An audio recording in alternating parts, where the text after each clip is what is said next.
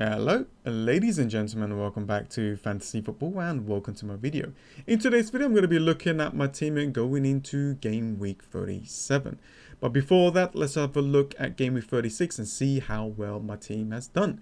But before that though, I just want to mention that I will be creating a lot of Euro Fantasy Football videos. I am actually thinking to create like my proper first draft, like do my proper research and post a video this week. If I don't, it probably will be after the Sunday games. And the other thing that I wanted to mention is I will be creating a live stream on game week 38. So I will be doing a watch along through all of these fixtures. I know there's going to be a lot of FPL managers creating a stream for this, but please join mine as well. But yeah, so I will be creating a live stream before the deadline, and then we'll do a watch along as well. So let's have a look. So 2 more game weeks left. I am 53 points behind top 10k. I think that is quite a lot of points to actually gain in the next 2. So I mean, unless I go for a differential captain and hope that that player will get like, I don't know, 2-3 goals. So there's always a chance. But I've got to be realistic here. I think if I finish the season around 30, or if I can get close to 25 or 20k, that will be fantastic. So I will be trying to go for that. Top 10k, yeah, it's a bit too difficult right now. So I'm just going to be realistic. But I hope that I've helped you guys throughout the season. You know, this channel is to basically play the game with you guys, enjoy the game with you guys, and do my best to do well and help people as much as I can. But yeah, we'll see what happens. You let me know what your goal is right now. How many points are you behind a certain kind of like a rank? Let me know in the comments below. So game week 36, as you can see, I've got 52 points. It's basically the average there, but minus that with 4, 48. And I don't think I dropped that much. Let's have a quick look. Where am I? So 40, around 1,000 places. So I'm quite happy that I'm hovering around this rank, and then, you know, I can do that final push to get a better rank at the end of the season. So there are 2 kind of the topics that I wanted to quickly talk about before we go into game week 37. The first one is my captain. So basically, you saw in my previous video that I captained Son. But you guys know what happens just before the deadline. Panic kicks in. And so I looked at like the ownership of Salah, and I saw that a lot of people was going to be captaining Salah. So that was, yeah, I was quite afraid of that, to be honest with you guys, because if Salah did well, then I would have dropped a lot in the ranks. I probably will be around 50, maybe even 60 in the overall ranks if I didn't captain him. So I was quite afraid of that, and I thought to myself, you know what, I would have loved to have Kane in my team, but I didn't want to kind of remove Fernandes because he's got a really good home fixture now against Fulham. So panic kicked in. I changed my captain to Salah, and that has paid off. I did my best to let you guys know. I'll put it on the comments. I let a lot of people know on my Twitter, so please, you got to follow me on Twitter. That's where I'll do my final decisions. And other final decisions was I bought in Calvert-Lewin and Ward-Prowse for -4-point hit. I just needed an Everton cover, basically needed an Everton attacker for this Sheffield United game, and yeah, it just didn't pay off. But Ward-Prowse got an assist and got a bonus point, so happy days there. And if you look at the team, we've got Trent there assisting Alisson. Scoring a goal for Liverpool was like the best thing that I have ever seen in such a long time. Reguilon there as a little differential of mine, keeping a clean sheet, fantastic. Well, Prowse was 6, Salah with 20 there, scored a goal, got maximum bonus points there. Son with 3, Jota did not play, he is out. I don't think he's going to play this season.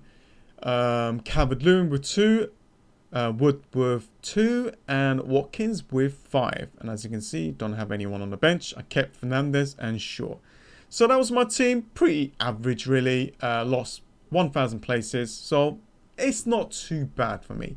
Now we can look at game week 37. And there's I'll say 2 topics or 2 areas that I'm looking at. The number one is what to do with Jota and how my bench layout is going to be. And yeah, that's pretty much it really, because I could. So the idea was to actually bank the transfer. And I can do that. As you can see, I have the players. I have the players here. You know, I've got some bench players to kind of help me out, like Rudiger against Leicester City. It might not be too bad. So it's actually not a bad setup. The only thing that I'm kind of missing here is maybe more Leeds and maybe West Ham, although they're not really firing, but they are against West Brom. So there's a couple of things here. So I'm going to go through some of my transfers, but let's just have a look at the team. So I've got Pickford in goal against Wolves. I think this is a good fixture to, you know, get some clean sheet points here. Although Everton doesn't play that well at home, but, you know, crowd is back, so that might change things.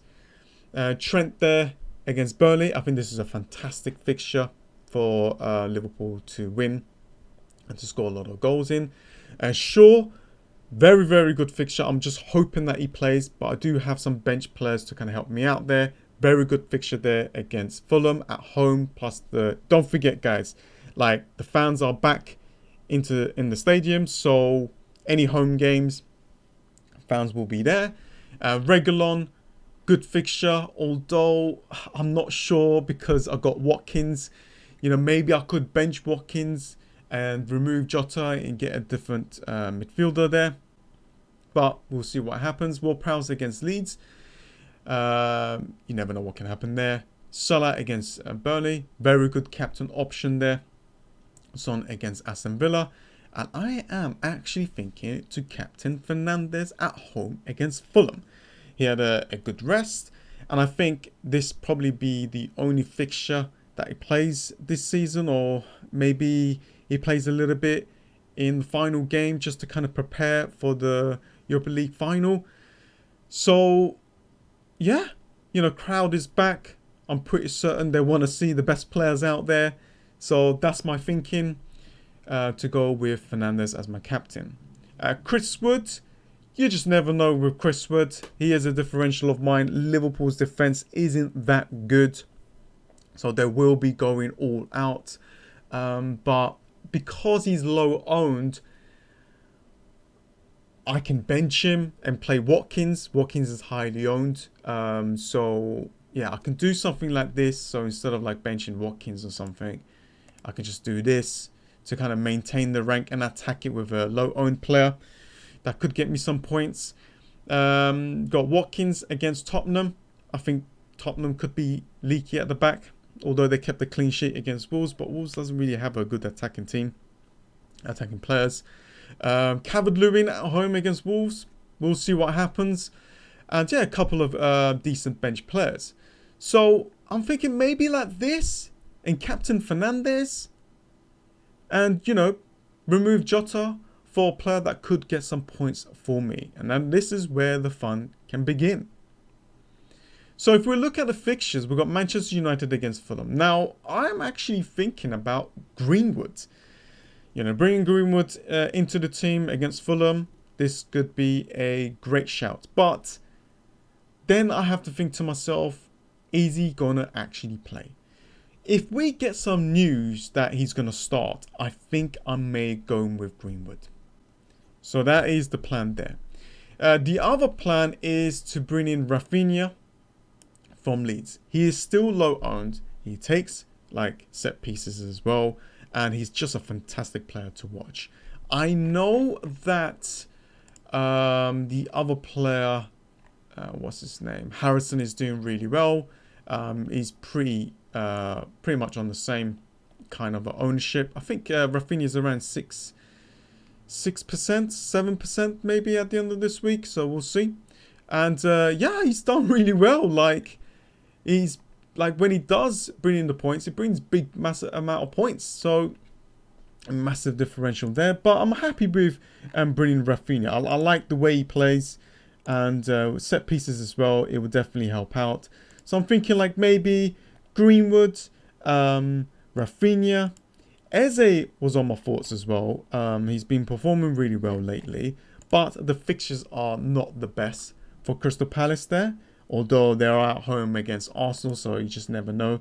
This is a player that I've been looking at, and I'm actually tempted. Is Willock. That is 4.7, and as you can see, not even 1% in the ownership.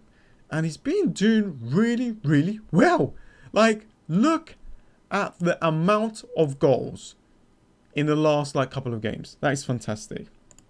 So if you want to kind of save some money, I think he could be a fantastic shout. Let me just have a look of how much would I actually save. 4.7. That is 2.5. Interesting. So that is pretty much it. If that's the case, I might just go with this and go for Rafinha or Greenwood, and I'll be damn happy with this. But anyways, that is pretty much it. I might create a video on Tuesday, like before the games. I might create like a morning video. But yeah, you guys let me know what you think, what you're thinking to do for the last remaining fixtures. What are your aims right now, like realistic aims for the overall rank? And yeah, you know, it has been a crazy season.